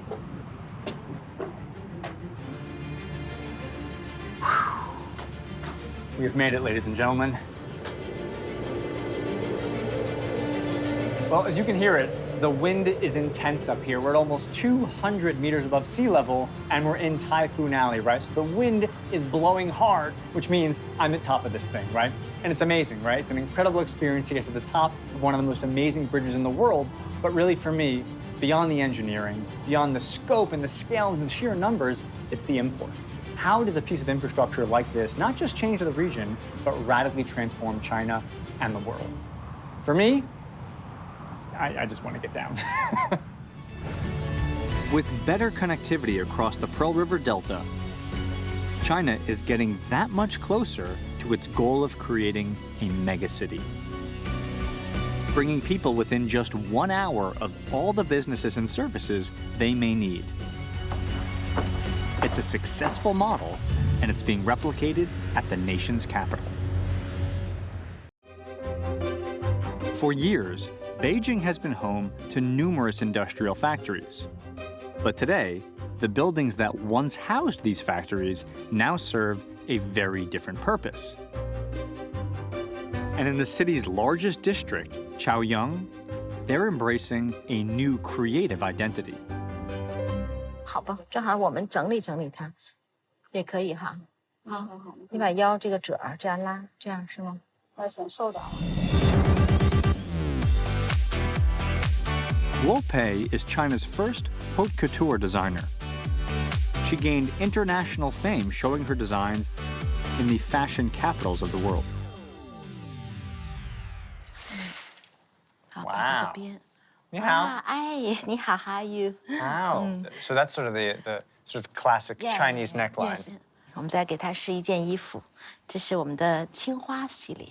都是中国的，像青花瓷上面的纹一样，我们的瓷器也是我们中国人最喜欢的。The detail is amazing. So, for example, how long does it take to make a dress like this? 这件衣服呢，花了将近30个月，30个月，很长时间，因为它全部都是手绣的，全部都是手绣。这是我们传统的刺绣。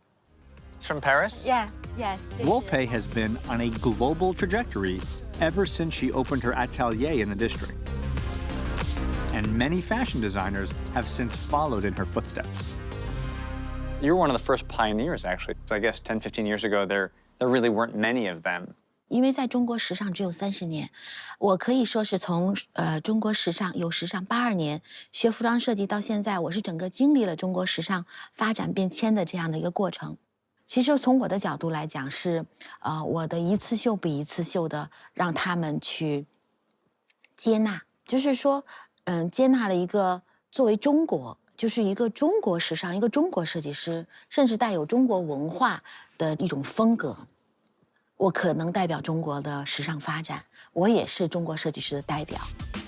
The growth in Chinese fashion coincided with a few things: the opening of China's economy, rising income, and the establishment of creative parks, just like this one where Guo Pei opened her first shop.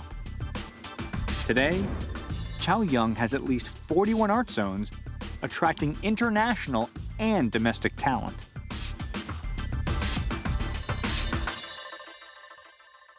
When I think about the rapid growth of Beijing over the last 10 years, it's a bit of a mixture, right? You have a government policy, yes, but you also have a natural migration of artists and creative people coming to an area. Yeah, it's very important. I just make the open space, a freestyle, and thinking free.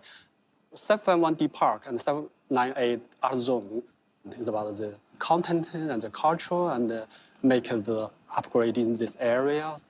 And last year, all the GDP is about 500 billion RMB. 500 billion? Yes. So of the 500 billion in revenue, what amount was from the creative parks? 61 billion. And is it growing? 13% every year. That's incredible. So this mixed-use development that has the super fancy new buildings and the reimagined old buildings, it as a concept is working. Yes. From repurposed old factories to gleaming new skyscrapers, China's push to modernity has transformed its economy and its skylines. But there are real challenges that come along with rapid growth. 20 years ago, the Beijing Capital Airport was not even among one of the 30 busiest airports in the world. Cut to today, it is number 2, and very soon, it will be the busiest airport on planet Earth. Now, why is this happening? The Chinese are on the move. They're flying more as plane tickets become more affordable. But to give you a sense of scale, by 2035, Chinese airlines are expected to carry a whopping 1.25 billion passengers. And today, even with a massive new terminal, the Beijing Capital Airport is already supporting millions and millions more passengers than it was ever designed to do. And you know, if you've ever been there, flight delays can be common, and they can be epic.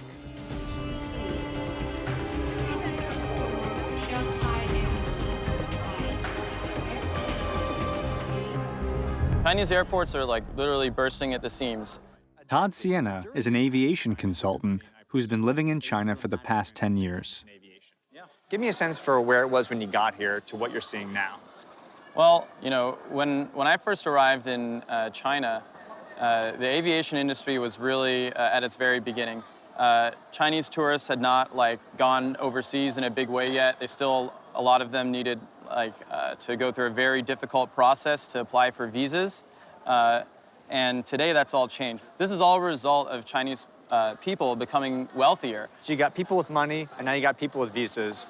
Bring that together, you get a huge burgeoning market. Yeah, absolutely. Airports are economic engines. They drive the economy. So in a sense, when you locate an airport, you essentially are dropping a pin of development of sorts. And by locating the new airport, there's the opportunity to catalyze a whole new development, a whole new business district. As China faces the growing pains that come with development, the government is taking bigger and bolder actions, working towards sustainable healthcare and easing congestion in their capital city. And these plans have already been set in motion at Beijing's newest development.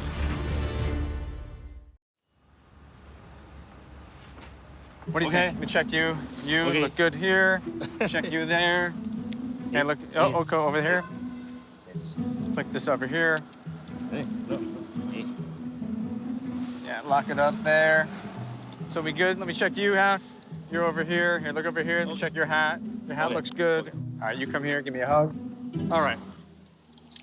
It's not often a three-man job to get ready to go on a roof, but you know what? You know what? We're taking this pretty seriously. We're gonna climb up. Okay. All right, safety first, 2 people, my co-pilot in today's journey, going up on top of the most significant, complicated, geometrically incredible roof ever built on an airport, and there's only one man who can get me up there. Okay. Let's do it. Follow me. Let's do it. Hey. We're going up. Coming up. All right. Whew. All right. All right.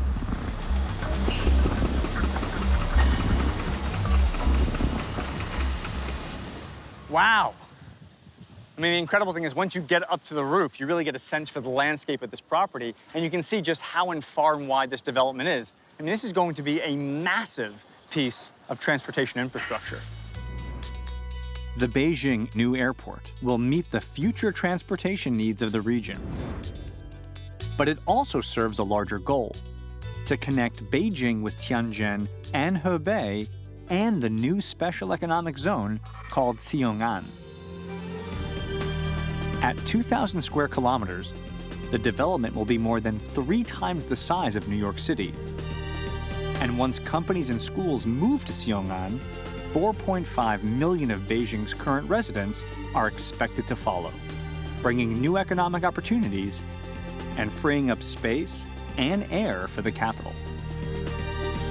Moving millions of residents requires smart urban design, just as moving millions of travelers requires smart architecture.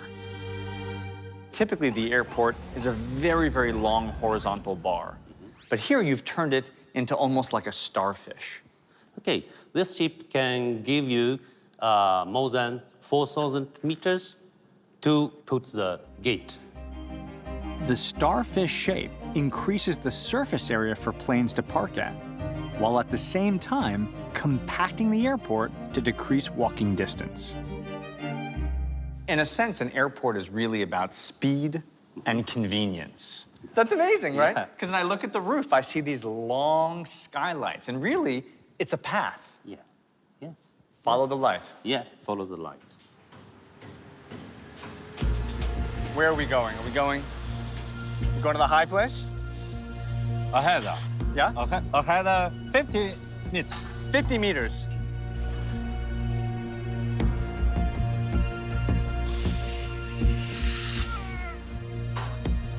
Jesus Christ. Okay. We were at the top of the mountain, the highest peak.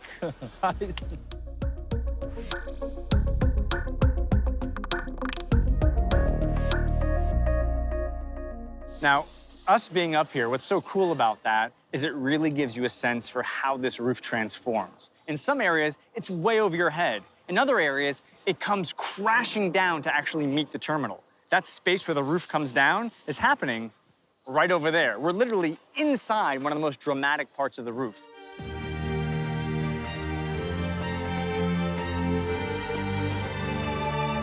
You like it? Oh, yeah, I like it. It's good, huh? My friend, this is an amazing building. For you, who's someone who works here, tell me what's most exciting about working on a project like this. 这个工程怎么说呢？感受就是，首先它体量太大了，咱的这一大片19万多平米，雕装是个难点，反正咱使用了大型机械进行雕装，啊，这些感触很深。I mean, having built the thing, right? Having worked on it, do you think it's beautiful? Do you like the design? 是的 I do. You do? I do. You do? I mean, that's one of the incredible things, right? To be a worker, an engineer, building one of these projects, it's exciting in and of itself. But to do so on a project that's going to change a city like Beijing, one of the most important cities in China, one of the most important cities in the world, is incredible, right? We're not just hanging steel, we're transforming the infrastructure of one of the densest and most complicated cities on planet Earth. One important question: how do we get down? Once complete, this airport will act as a catalyst, transforming Beijing and bringing development inland. The infrastructure will affect millions, but I'm still curious about the infrastructure that will affect me. So I'm heading south to Shenzhen to find out the results of my genetic testing. It's too late. So I am the first Westerner to undergo this additional genetic testing, which is focused not on my hereditary situation, but rather on my lifestyle today. Exactly. So, and it's very interesting, I'm sure, yeah. So this is your circadian clock. What does a circadian clock disorder risk mean? Well, which means if someone when they travel a lot, or the lifestyle change frequently, they are really hard to get used to it. But for some specific people, like you, I think, you have a low risk of clock disorder risk, which means you are quite good at that, to control your lifestyle, to control your clock. That's fascinating. Meaning, I don't get jet lag very easily. Yeah. I'm in China now, I'll be in New York next week, I'll be in Dallas the week after, and I actually am able to do it without too much jet lag, and the genes back that up. That's crazy. It's all coding in a gene. It's coded in the genes. It's amazing. While this is all lighthearted stuff, there's actually something that has always weighed at the back of my mind. To be honest with you, I have quite a bit of cancer in my family. And so I came into this worried, frankly expecting that there was going to be some bad news about that. So the result from the hereditary cancer is negative. You're clean. So all the hereditary cancer, you have no mutation on all of this. So it's negative, right? Yes. It is. It actually is a relief. I mean, you don't necessarily realize how much you were thinking that you were going to get a disease until you know that actually, when it comes to this stuff, I'm not predisposed to having it. I feel legitimately calmer, actually. I do. So we learned a lot today. Not just about my genes, but about my future.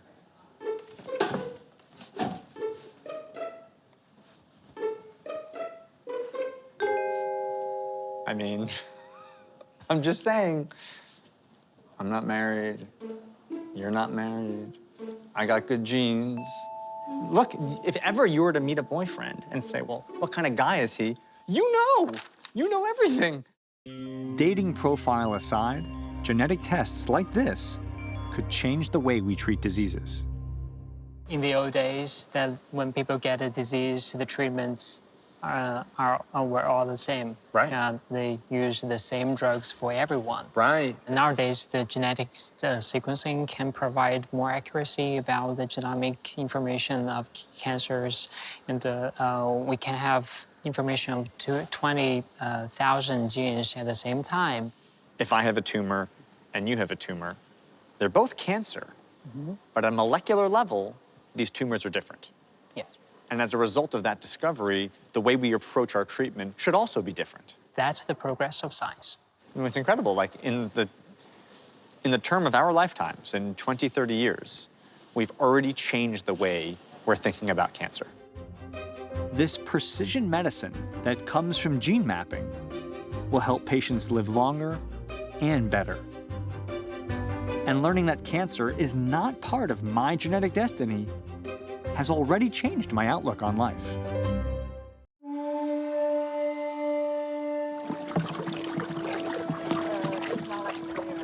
You getting tired? You tired? No. Believe it or not, I'm trying out garden therapy in what was once a gas power plant in Chaoyang District, Beijing. Can I try? Yeah, you can try it. All right, so 70 minutes, you said. Yeah, here we go. Yeah, but big, a little bit big. A little bigger. Now, this may seem like a strange ritual, but it's all part of designer Gao Yijing's green philosophy, bringing nature to cities. Part restaurant, part living lab, and part florist, 751 Botanica is the realization of this total environmental vision. And you'll feel it light, right? Yeah. And then it stir back. I have to admit that the New York American in me does not have the garden therapy. It does not come natural to me. So myself and Wu Qifan have prepared the water. And now, Wu Qifan, what is the next step in our process? So we baptized the plants as part of a deeply religious ritual. Can do.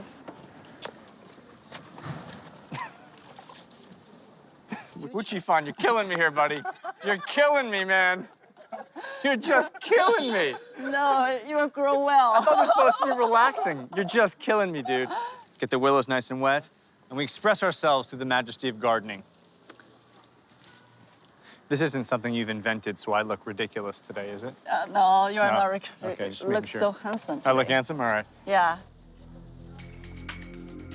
Beijing is a living tapestry, interweaving her dynastic years with the current republic. As the city evolves, repurposed industrial spaces like 751D Park provide a sustainable way to preserve her history. The building remains, but individuals, like Gao, are free to interpret this space in a whole new way. Well, I'll tell you one thing which is really shocking to me as I sit here with willows wet, as I extend water here, is that I can't believe I'm in the heart of Beijing. We produce pollution and we have to pay for that, right?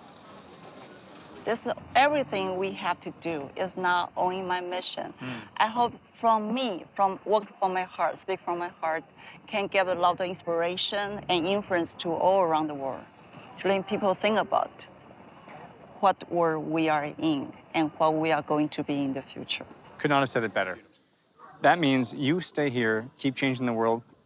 I'm gonna hang out with Wu Qifan, keep gardening. Let's get back into our meditative state. Gucci! Creative enterprises like Gao's are carving a new space in China's cities and economy. They symbolize the nation's onward and upward growth. But with over 1.3 billion people to care for, China has got to keep innovating to find solutions to large-scale problems. Using this 5-year plan as a guide, the nation forges its way towards a smarter, healthier, and more prosperous future. It's well known that China has long since established her presence as the world's manufacturer. In fact, for me, growing up, every single piece of electronics I had the sign "Made in China" written on it. However, now they're redirecting their resources not just from producing, but also towards innovating. China wants to be a place that isn't just about making things, but it's about inventing things. But to do that, you need infrastructure. And what have we seen? The creation of a massive radiation synchrotron facility to think about pure science. the construction of the second international airport in Beijing, one of the most sophisticated airports I have ever seen, physically connecting China with infrastructure in ways she has never been. The reality is this: if China wants to take the world stage not as a manufacturer but as an innovator, she is going to have to invest in collaboration and in innovation.